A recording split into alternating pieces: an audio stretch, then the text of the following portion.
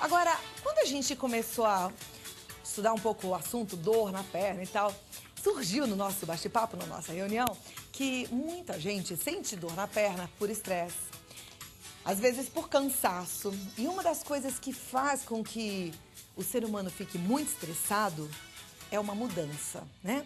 Mudança pode ser aquela pequena, pode ser mudança de trabalho, pode ser mudança no jeito de levar a vida, mas uma mudança de casa gera muito estresse. E aí fica aquela casa toda que até tomar o jeitinho de casa demora pelo menos 30 dias. Vem a ansiedade da casa nova, vem aquela bagunça toda que a gente precisa organizar.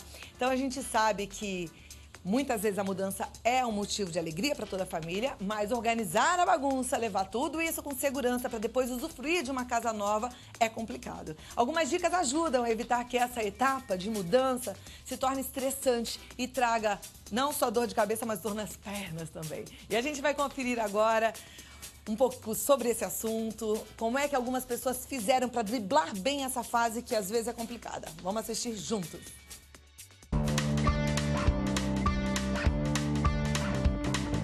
De acordo com pesquisas, foi constatado que fazer uma mudança está entre as maiores causas de estresse do brasileiro, seguido da perda de um ente querido e de uma separação.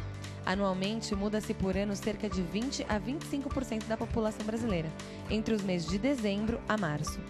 Vamos conhecer a história de duas pessoas que passaram por isso. No caso, nós saímos de uma casa e viemos para um apartamento. Um apartamento menor, tivemos que desfazer muita coisa e trocar muita coisa. Na questão da mudança, tive vários estresses que eu gostaria de destacar alguns, né? Primeiro, na escolha do local, né? Quando você sai de um imóvel para ir para o outro, você tem que escolher um local que seja seguro, tenha uma boa localização, que seja fácil o acesso e você vá para vários lugares. Depois, você tem que adequar os móveis que você tem no antigo local para o novo local. Muitas vezes você tem que se desfazer desses móveis e no final você quer ver a coisa pronta e não acontece. Isso vai trazendo um estresse, né, familiar. Nós mudamos há uns 15, 20 dias. Foi um período de final de ano que você não encontra a mão de obra para te ajudar a executar os serviços, ou demoram, as empresas param, então foi um pouco demorado. E eu moro em São Paulo há 4 anos. Quando eu vim para São Paulo, eu vim só com a minha mala. E era num apartamento alugado, onde era todo mobiliado, então foi bem tranquilo, assim. Eu só entrei e já estava lá morando. Quando eu resolvi comprar um apartamento aqui, que fazem 2 anos, aí eu tive que comprar todos os móveis novos, tal. Então eu imaginei que ia ser pouquinha coisa que eu ia trazer. De novo, minha mala, tal, como os móveis estavam todos lá. Então eu resolvi não pegar nenhuma empresa, eu peguei com o meu carro mesmo, um dia de noite, e coloquei as coisas. Só que eu não me liguei que em 2 anos a gente acumula muita coisa. Então assim, eu tinha DVD, eu tinha TV, eu tinha livro, eu tinha mais roupa, eu tinha não sei o que, coisas de cozinha, que daí eu comprei pra cá. Então assim, eu achei que eu ia fazer em 1, 2 viagens essa minha mudança, eu acho que eu fiz em mais 6 viagens. As minhas coisas pessoais eu coloquei mesmo em caixa, e que eu comprei, assim, e também comprei tamanho tudo errado, né? Eu comprei caixa pequena e daí era um monte de coisa e ficava muito mais caixa pra trazer. E daí, assim, né? Tira do carro, coloca na frente do elevador, pega do elevador, sobe aqui, coloca do elevador, vem pra cá, coloca aqui dentro. Bem estressante. Eu ainda acho que eu não tinha tanta coisa assim para que uma equipe de mudança viesse na minha casa e tudo mais. Então eu até pensei, talvez seria pagar por uma coisa que não valesse a pena. Só que ao mesmo tempo eu não sei se eu ia querer fazer de novo isso sozinha, assim, porque realmente foram muitas viagens até vir. É um nível de estresse muito grande, é um cansaço físico muito grande. Então assim, eu não gostaria de fazer de novo uma mudança sozinha. E para tornar sua mudança mais tranquila, vamos dar algumas dicas de como embalar seus pertences. Antes de colocar qualquer coisa na caixa, a gente vai fazer como se fosse uma proteção no fundo da caixa, que é bastante simples também.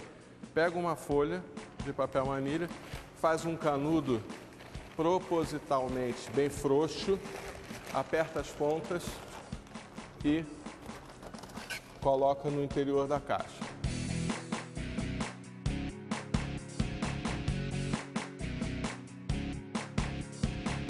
Vocês vão ver que formou como se fosse um colchão de ar. Isso vai evitar qualquer dano aos itens que você vai colocar dentro da caixa.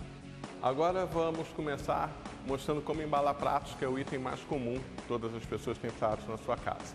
A primeira coisa é utilizar o material correto. O material correto é o papel manilha.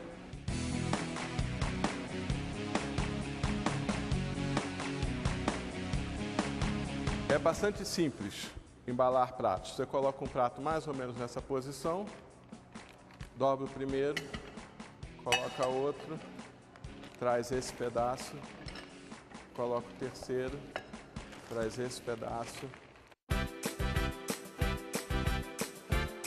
Na hora que você embalou, coloca no meio.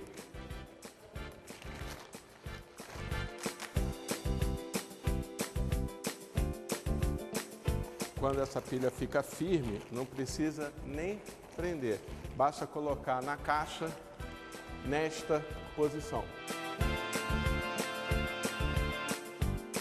Um outro exemplo que a gente tem de um item é itens como xícara, que tem alguma coisa proeminente, que não são tão homogêneas como pratos. Você tem que ter também o cuidado, que é você encher com papel o mais possível a área mais frágil. E aí depois você enrolar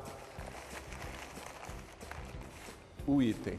Você pode incluir outro, fazer a mesma coisa, botar mais papel no item mais frágil, né?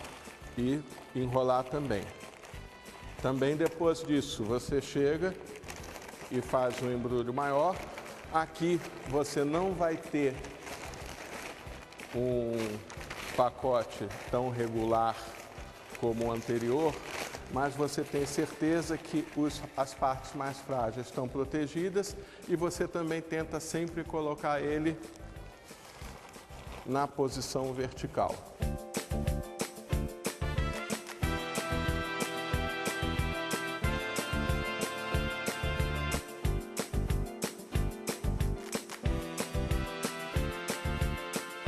Outro item muito comum de ter em casa são copos ou taças. Se você tem copos que tem um formato que entre um dentro do outro, você também pode pegar 3 copos, embalar um, colocar outro dentro, embalar outro, mas não é o caso desse tipo de copo aqui. Esse tipo de copo, se é um copo mais fino, um copo de taça, de novo com um tamanho irregular, principalmente se forem cristais, você usa o papel seda. Protege mais a parte mais fina e depois só cobre. E a gente pode cortar novamente um pedaço do papel manilha e embalar os copos um a um. Fundo para cima, boca para baixo.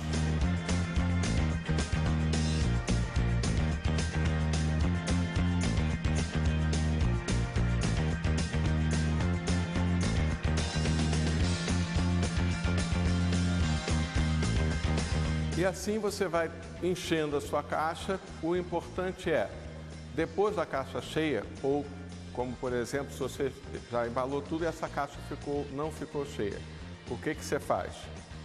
Você preenche todos os vazios com papel manilha até chegar à parte superior e ao final, quando tiver todos os vazios preenchidos, faz de novo aquele canudo que a gente fez inicialmente e coloca 3 canudos né, para que a caixa possa ser fechada.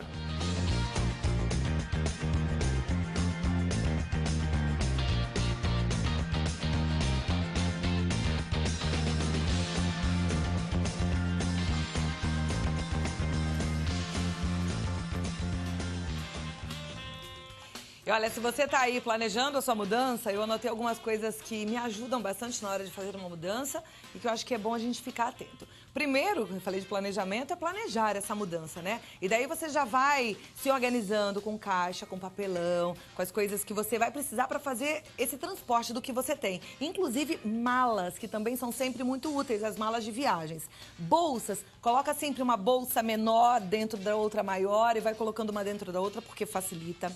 Distribua na sua casa, na sua família, atividades para que cada um possa participar dessa mudança também. Então, os filhos, cada um tem que ser responsável pelos seus pertences, né? Deixar as coisas de uso pessoal para cada um colocar dentro de uma mochila, tá? E você pode começar a fazer esse empacotamento devagarinho. Você pode, por exemplo, começar a guardar aquilo que você não usa tanto. Não deixar tudo isso para véspera, para 2, 3 dias antes da mudança, mas vai com calma. Você pode guardar, por exemplo, nas caixas seus CDs, seus livros, alguns eletrodomésticos, tem eletroeletrônicos que a gente também quase não usa. Daí você já vai guardando tudo isso.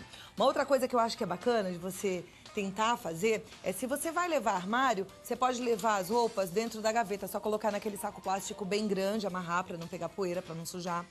Os cabides, as roupas que estão penduradas, você não precisa tirar todas as roupas de todos os cabides. Tira as roupas já com cabide, coloca num saco plástico grande também ou numa mala grande de viagem. Depois você só vai pendurar. Isso tudo facilita bastante na hora de você chegar e colocar tudo no lugar.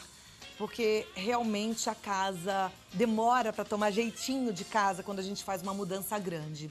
E uma outra coisa que é importante você fazer é lembrar que esse momento de mudança é também um momento de faxina e de você tirar muita coisa que você não usa, coisas que vão ser úteis para outras pessoas e fazer doação de coração aberto, né? E ajudar quem precisa. E aí você vai ver que isso tudo vai ficar melhor e mais fácil. E não se esqueça de avisar o banco, avisar os estabelecimentos que mandam as contas, que você está mudando de endereço para que tudo funcione direitinho e você não perca a data nem nada, tá bom? E aí, ó, boa mudança para você.